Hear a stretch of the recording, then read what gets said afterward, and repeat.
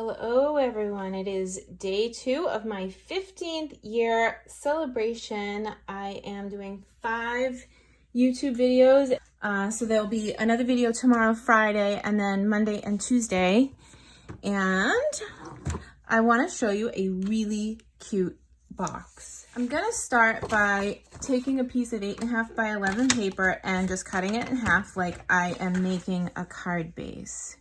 So 5.5 by 8.5 to start. And then I'm gonna trim, so I can actually save this for a card base for later on. And actually I'll score it right now at 4 1/4. So this is just a card base that I can use to put my card on after. And then I'm gonna take this 5.5 by 8.5 and just cut it down to 5.5 by 8. So this box is so simple. We are going to score it at 1 inch all the way around. And this paper cutter is pretty darn awesome in that, for a few things. First of all, the 5.5 line where we would normally score shows up all the way down this ruler when you have your ruler put in. And if you want to put a piece of paper right to the ledge, that's 6 inches. So it's really super easy to find measurements on this. In addition, we go 1 to 6 this way, and then 1 going that way. So when I score my cardstock at 1 on all 4 sides, I can use the measurements on the other side, and it's so easy to see. And it gives me a line all the way down so I can see that I'm nice and straight. So 1 inch all the way around. And again, it's 5.5 by 8.5. I'm sorry, 5.5 by 8, and I'm scoring all the way around at 1.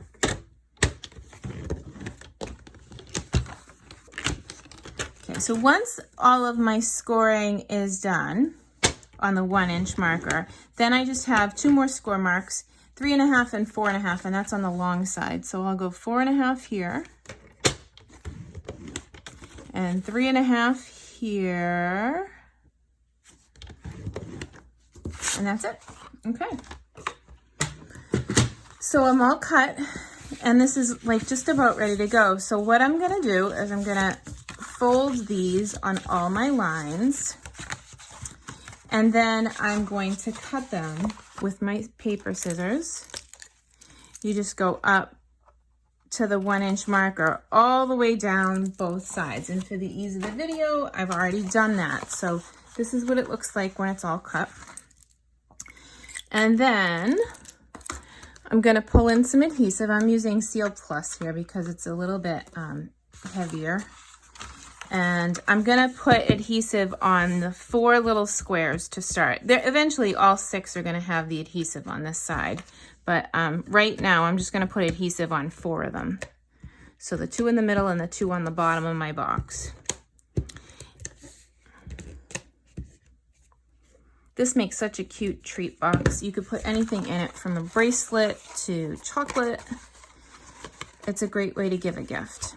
So I'm going to scooch this box nice and tight for the bottom side, which means I might even go a little bit tighter than the measurement, which is fine. And if I do, there'll be a little bit of excess on the back of the box. You see that? So when I finish, I'll just be able to trim any excess like that. Okay? So same thing on the front. I'm gonna snug it up nice and tight because this is a super square box. And I want the top to actually be a tiny bit bigger than the bottom. So I'm just gonna make the bottom real tight. So that's it for the bottom, right? So you see where this is going. It's gonna close up like this, right? But next I need to put adhesive to close the top of the box over. So I'm gonna bend this the way it doesn't go, lay it flat back down on the table, and add adhesive again.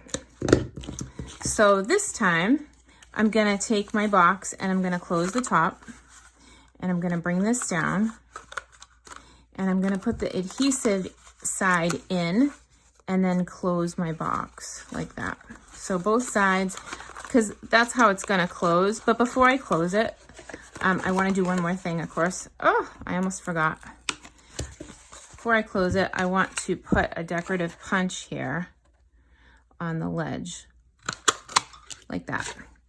So now when I go to open my box, I'll have a nice, cute little decorative edge on both sides. And I should close that and do it that way. Because that way I'm sure that it closes kind of like a pizza box. So like that, okay?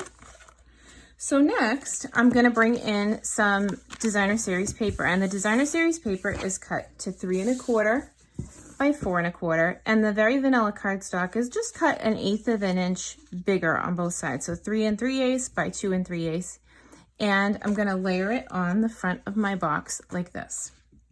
Okay, so then it's gonna look like this. And then we're gonna do some decorating, right? This is the Springtime Joy stamp set that I'm working with, and I have this cute little bunny.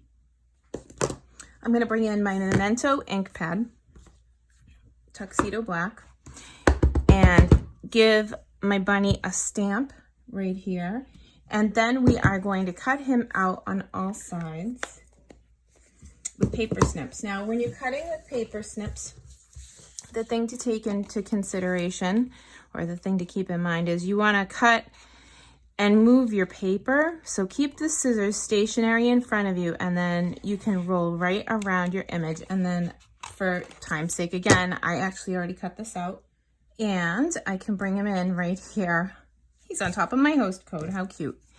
Anyway, I am going to add a little drop shadow under his body and around the side of him using the Smoky Slate marker. And this is just the water-based marker, but I'm just adding a shadow, so it's okay. And I'm gonna add that same Smoky Slate color to his crown, or her crown. And then, you know, I think we should add a little shadow under here and one under those cute little hands. Oh my goodness. All right, and then earlier I was playing with this already, and I brought in a Blushing Bride ink pad and just stamped it on an envelope I had already used, one of the clear envelopes. You can use anything. You can use packaging that came in the mail, whatever you happen to have that's plastic. And it's a great way to make a palette so that you're not putting Wink of Stella back into your ink pad by watercoloring with it. But I'm going to take that and use this to color the flowers on, well, it's got to be a girl, on her head. Pink flowers. It must be a girl. It doesn't matter. And then I'm going to give little cheeks. Oh my goodness, isn't that the cutest thing ever? Okay, so then I'm just going to clean off my Wink of Stella brush because I'm going to get the pink off of there. And bring in my box. And wouldn't it look nice if we had a sentiment on there? So let's bring in the Welcome Spring. Spring starts soon. I think it's just next week, Friday, is it? So cool. Oh, look, I stamped it upside down, but that's okay because we're going to be able to punch this out. And I'm going to use the classic label punch because it fits this sentiment perfect.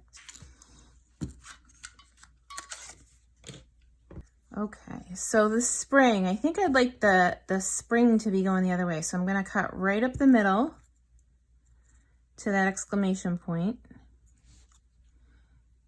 Like that, and then I'm going to cut to the line on both sides.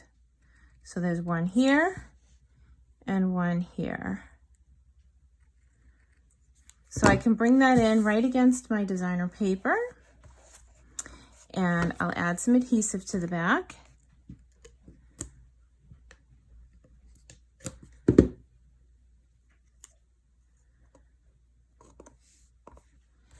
And then I'll add the bunny.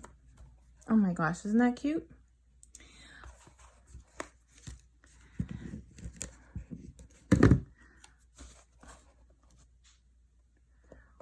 Okay, so that's my cute little Easter box. So remember I told you with the other half of the paper that we could make a card base? Well, I already made a card and it's ready to go on. So I just used the same bunny twice and added some leftovers when I was done making my boxes.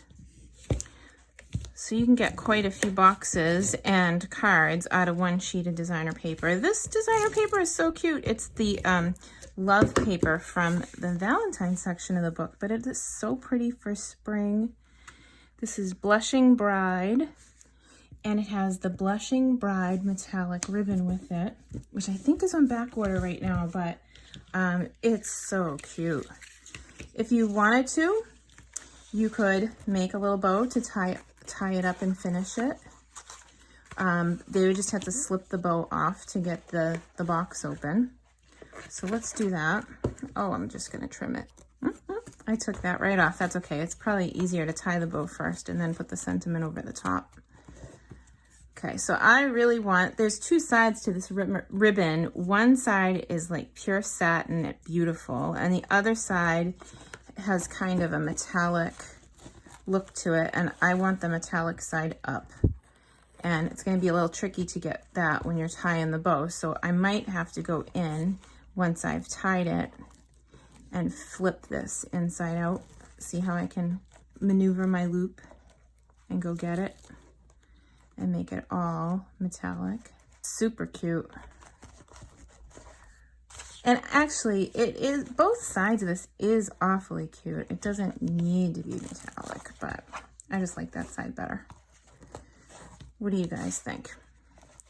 So if you liked this video and you want to see more, I'm going to be posting them for the next couple days right here on this channel. And please subscribe so that you can see when my videos go live. I will do some work on that bow and get it posted later on to my private group over on Facebook. And I hope that you guys have a wonderful night. Again, thank you for those of you that have been around with me for 15 years, thank you so much for being part of my crafty world. Aren't these guys cute? Oh, I just love them. Have a wonderful night. Here's another shot of your measurements if you need it. Just pause the screen if you need the video, if you need the measurements for this. Have a good night.